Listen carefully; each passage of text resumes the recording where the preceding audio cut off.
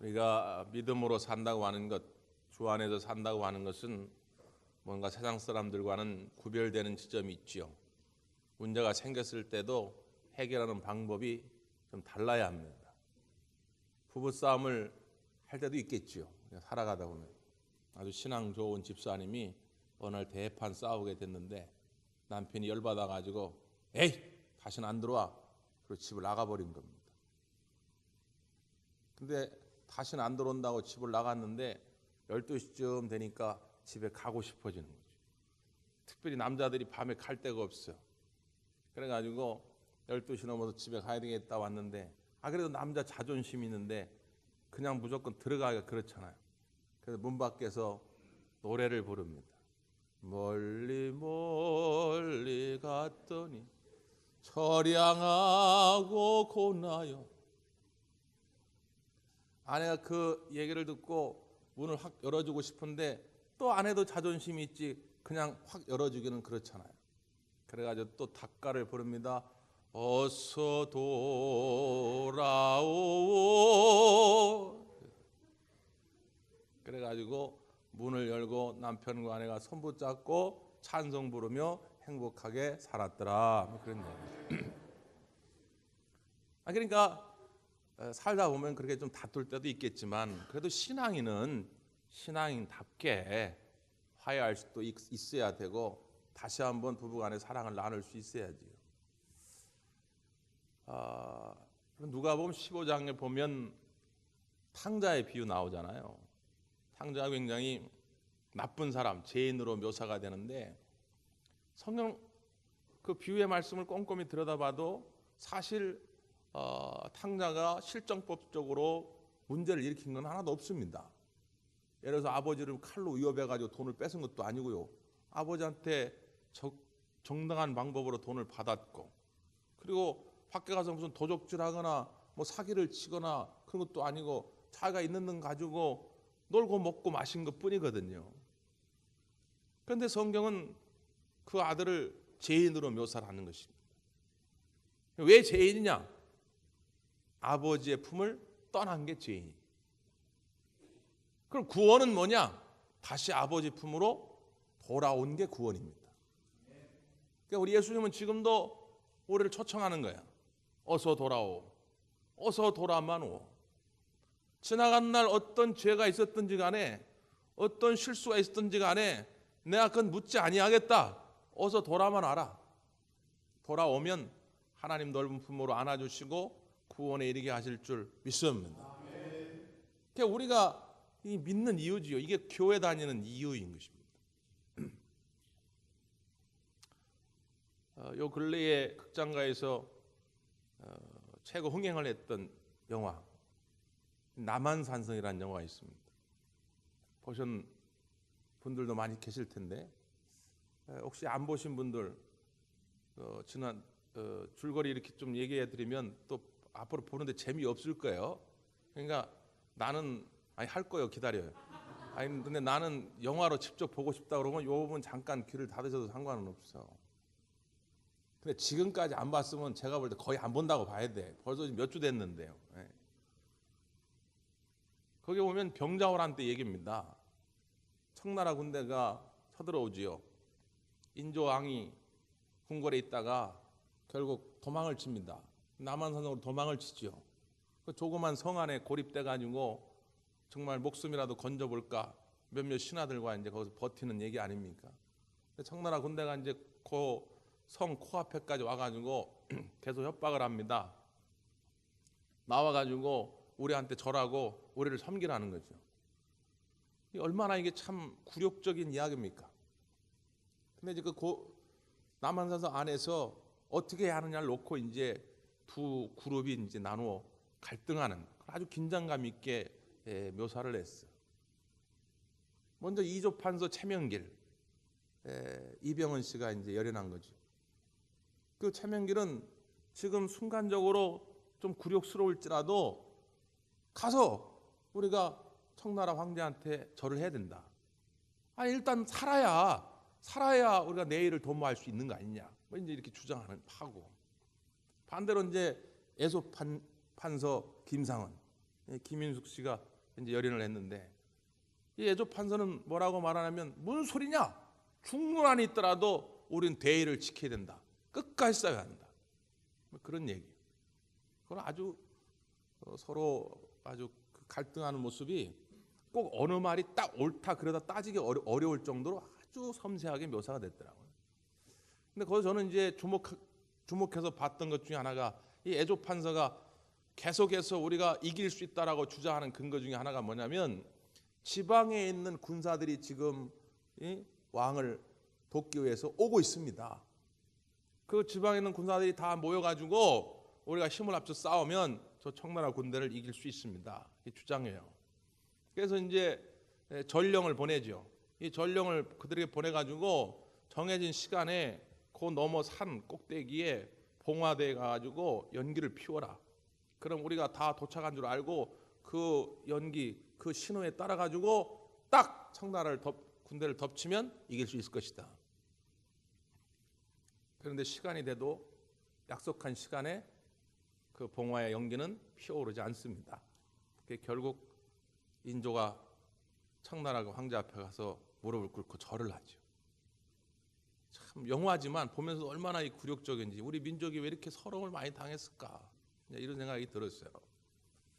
그런데 만약에 그때 그 봉화가 타올라 가지고 지방에 있는 군사들이 다 모여 가지고 연합해서 싸웠다면, 그럼 우리가 그런 굴욕을 겪지 않을 수도 있었겠지요. 그래서 그 안에 남한 산성에 있는 사람들은 그 봉화대만 눈이 빠지도록 쳐다보는 겁니다. 그때 막 신호가 올라온다면 얼마나 기쁘겠어요. 그게 바로 기쁜 소식의 상징이 되는 거죠. 옛날 로마 시대에도 똑같습니다. 전쟁을 나가면 전쟁에서 이겼을 때 지금처럼 무슨 전화가 있는 것도 아니고 이메일이 있는 것도 아니고 저 멀리서 전쟁에 승리했음을 알려주는 연기를 피웁니다. 만약에 시간이 지나도 그 연기가 피어오르지 않으면 그 안에 있는 백성들은 다 두려움에 떨 수밖에 없습니다. 왜냐? 그 고대의 전쟁이라고 하는 것은 패하게 되면 남자들은 거의 죽임을 당하고 여자들은 거의 성노예가 돼서 팔려가서 성폭행을 당하고 아이들은 다 노예로 팔려갑니다. 그러니까 완전히 이건 끝나는 거예요. 그 성 안에 있는 백성들의 인생은 이제 완전히 끝나는 겁니다. 그런데 막 승리의 연기가 타오르면 너무너무 기쁜 거죠. 이제 우리 살았구나. 그래서 그 승리의 연기가 타오르는 그걸 뭐라고 그러냐면 헬라어로 유앙겔리온 이런 표현을 씁니다. 우리말로 하면 좋은, 영어로 하면 굿 그런 뜻이죠. 겔리온 이건 소식, 영어로 하면 뉴스입니다. 그래서 유한겔리온, 영어로 하면 굿 뉴스, 다시 말하면 좋은 소식, 기쁜 소식, 복된 소식 그런 뜻이죠. 이게 성경은 뭐라고 번역이 되어 있냐면 복음이라 이렇게 번역이 되어 있는 것입니다. 사도 바울은 당시에 그런 상황들을 염두에 두면서 유앙겔리온 이런 표현을 쓴 거예요. 오늘 우리가 읽었던 로마서 1장에도 보면 이 유앙겔리온이라는 표현이 7번이나 등장합니다. 우리가 읽은 본문 이 16절 말씀 가운데도 아주 중요한 선언이 있어요. 그 16절을 한 번만 더 읽어봅니다. 16절 시작.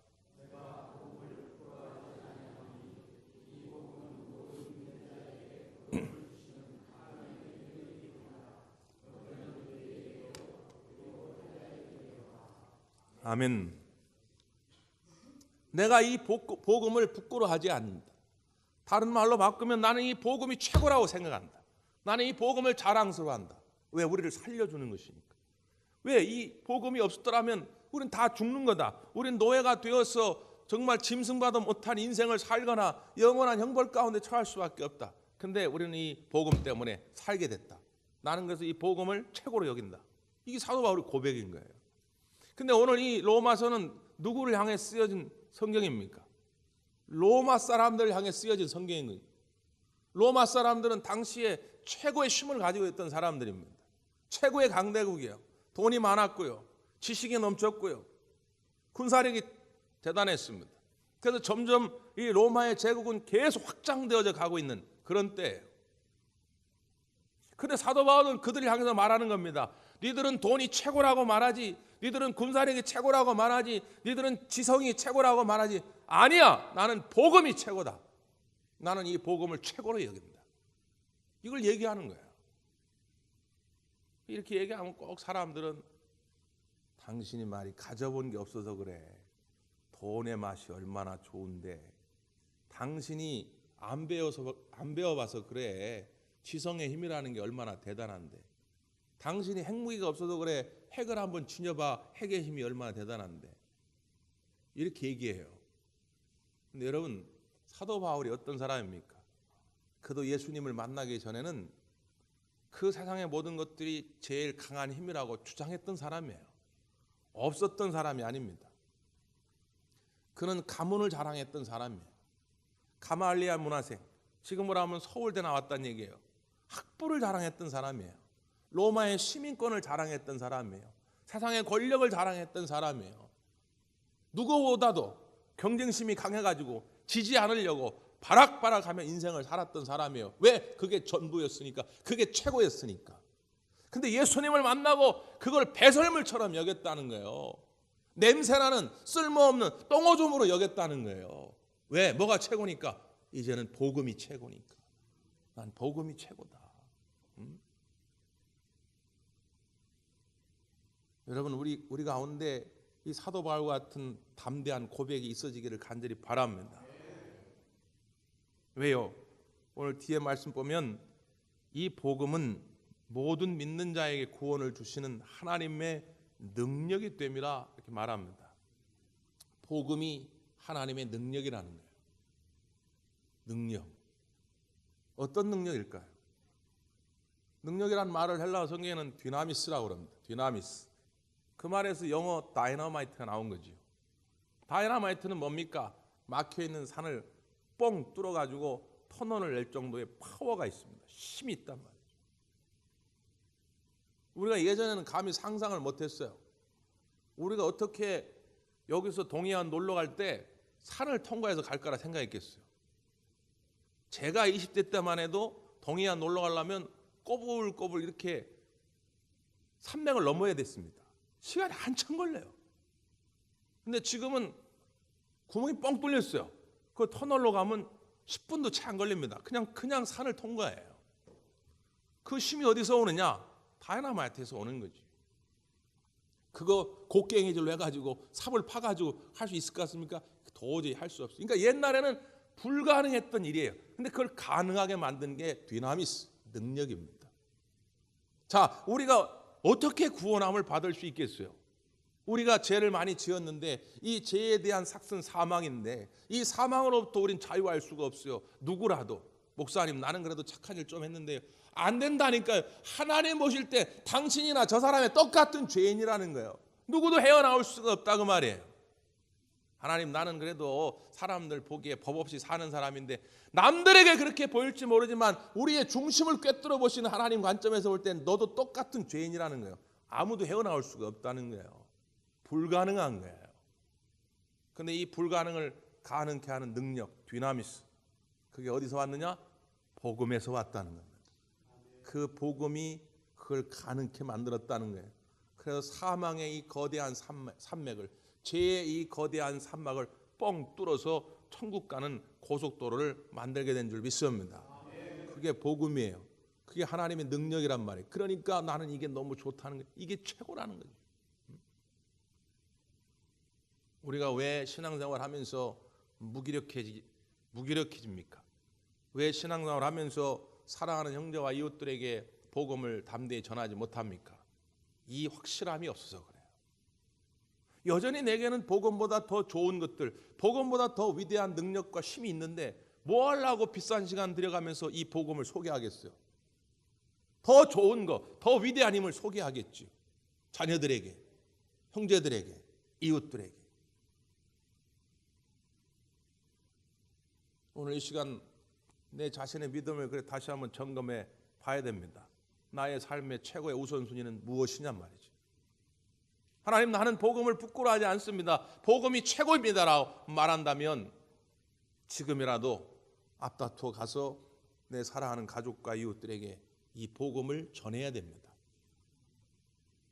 예전에 소개한 적이 있는데 어떤 젊은 전수사님이 시골에 이제 교회를 개척하고 목회를 시작하게 됐는데 사람들을 만나야 되는데 어느 때가 좋을까 하다가 보니까 장날, 시골에는 5일장, 3일장 이렇게 장날이 있는데 장날에는 사람들이 많이 모이더라죠. 그래서 가가지고 예수 믿으세요, 예수 믿으세요 전도지를 전하는데 아무도 이 전도자의 목소리에 귀를 기울이지 않습니다. 근데 옆에 보니까 약장수가 있어요. 약장수. 장터 가면 꼭 그런 사람들이 있죠. 애들은가 한 번만 잡숴봐. 먹어온 관절염, 당뇨, 감기, 다나 세상에 그런 약은 없어요. 근데 놀라운 것은 그렇게 한 30분 선전하면 이 사람 저 사람 사갑니다. 실제로 막 사람들이 막 구름대처럼 몰려드는 거예요. 그래서 물어봤다지요. 나중에 끝나고 나서 아니 나는 아무리 전도하려고 해도 사람들이 나를 안 알아주고 관심을 안 갖는데 당신 어떻게 사람들을 많이 모으냐. 그 약장수가 한 말이에요. 나는 가짜를 진짜처럼 파는데 당신은 진짜를 가짜처럼 팝니다. 그 이유라는 거예요. 정말로 내 속에 복음이 진짜냐 말이에요. 그 어떤 것과도 바꿀 수 없는 그 어떤 신보다도 위대하다고 내가 고백할 수 있냐 말이에요. 이 확신이 있으면 복음에는 능력이 나타나게 돼 있어요. 그 복음 때문에 여러분의 가정을 바꿀 것이고 여러분의 가문을 바꿀 것이고 여러분의 인생을 바꿀 겁니다. 그 담대함이 있냐 말이에요. 옛날 조선시대 말 무렵에 참 사회적으로 많은 혼돈이 있었죠. 신분의 제도가 여전히 남아있는 시대인데 또 그렇다고 해서 그게 완전히 고착화된 것도 아니고 그런 때입니다. 그 조선 말 무렵에 신분 체계 가운데 최하층이 누구지요? 백정들입니다. 이 백정은 상민들보다도 평민들보다도 더 밑입니다. 그래서 요즘 우리가 사극 드라마도 보면은 그런 게 나오는데 이 백정들은 평민들을 만나도 똑바로 얘기를 못하고 항상 이렇게 90도 구부려가지고 얘기를 하고 어린아이들한테도 존댓말을 써야 되고 벼슬은 둘째치고 호적에도 제대로 오르지도 못하고 그랬어요. 박씨라고 하는 한 백정이 있었는데 그 무렵에 선교사를 통해서 예수님을 영접합니다. 복음의 능력을 깨달은 거죠. 그가 아들을 낳았는데 아들의 이름을 서양이라 짓습니다. 박서양. 선교사를 통해서 들어보니까 서양은 신분의 차별 없이 평등하다고 하니까 우리도 서양처럼 되기를 바라는 마음으로 아들 이름을 박서양이라고 지은 거죠. 그리고 하나님께 기도합니다. 하나님, 비록 나는 백정으로 살았지만 우리 아들만큼은 그렇게 살지 말고 하나님께 그리고 이 나라 이 민족을 위해서 크게 쓰임받는 인물이 되게 주옵소서. 늘 기도했어요.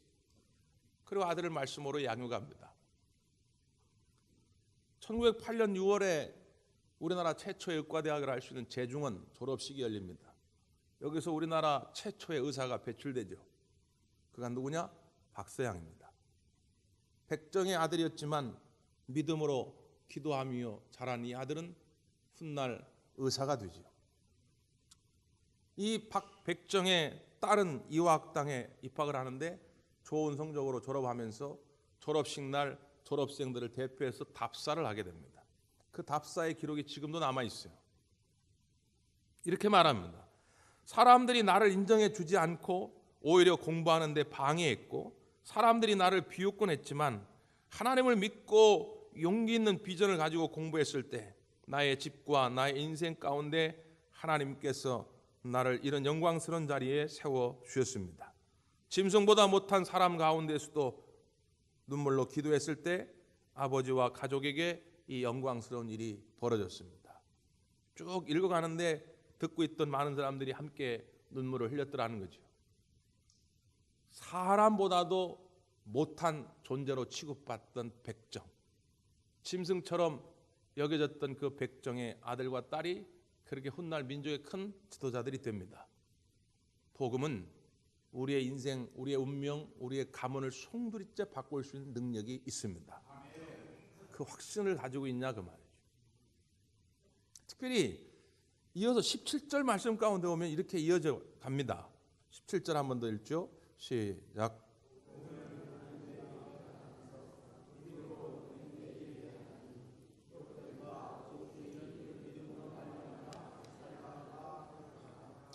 아멘. 복음의 참 능력은 구원인데 우리를 구원케 하는 그 과정, 이걸 똑바로 알아야 됩니다. 16절에서도 그렇게 얘기했죠. 이 복음은 모든 믿는 자에게 구원을 주시는 하나님의 능력이 됨이라. 구원을 주시는 분이 누구라는 거예요? 하나님이라요. 예수님이라는 거죠. 구원을 주시는 분은 목사가 아니에요. 구원을 얻게 하는 건 내가 아니에요.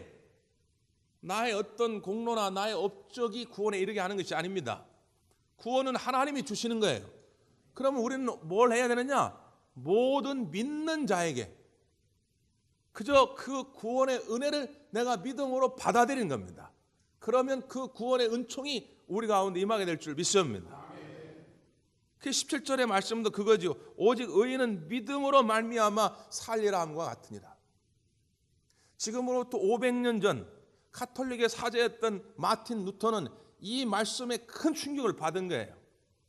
왜? 그때 당시에 로마 가톨릭 교회가 이 본질을 벗어나고 있었기 때문에. 우리는 지금 너무 당연한 것처럼 아멘 아멘 하지만 500년 전 우리 믿음의 선배들은 이걸 잊어버리고 있었다 그 말이죠. 그래서 마치 구원은 자기의 공로와 업적으로 어떤 특별한 행함으로 이루어지는 것처럼 착각하고 있었다는 거죠. 왜 그랬을까요, 여러분? 왜 그랬을까요? 그게 너무 간단하고 쉬워요. 예를 들면 그냥 내 멋대로 살아. 근데 교회 갔더니 사제가 야, 너 죄 많이 졌지? 너 1,000만 원만 내라. 그럼 내가 너 죄 사해 줄게. 그럼 1,000만 원을 내면 면죄부를 써줍니다. 죄가 없어졌다고. 너는 좀 보니까 죄를 더 많이 진 것 같다. 너는 1억 내. 1억 내면 면죄부를 써줍니다. 그러면 그 1억 낸 그 공덕이 자기의 죄를 사해 준다고 생각했던 거죠. 왜 그랬을까요? 그 종교 장사꾼들이 당시에 그 사람들의 심리를 이용해 가지고 교회에 배를 불리려고 했던 거예요. 자신들의 기득권을 유지하려고 했던 거죠. 마틴 루터가 보니까 이건 성경적이지 않아요. 하나님 말씀을 봐라. 오직 의인은 믿음으로 말미암아 살리라 하지 않는가? 하나님의 이 구원의 은총을 내가 믿음으로 받아들일 때 그 구원의 능력이 내게 임하는 것 아니겠는가? 그래서 이걸 가지고 로마 가톨릭 교회 교황청과 정면으로 부딪힙니다. 올해가 딱 500주년 된 해예요. 그래서 우리 개신교 역사상에는 참 중요하고 소중한 해입니다. 우리 개신교 선배들은 이 신앙, 오직 믿음으로, 오직 은혜로, 오직 말씀으로 이걸 지키려다가 수없이 많은 고문과 감옥의 고통과 심지어 목숨을 잃었습니다.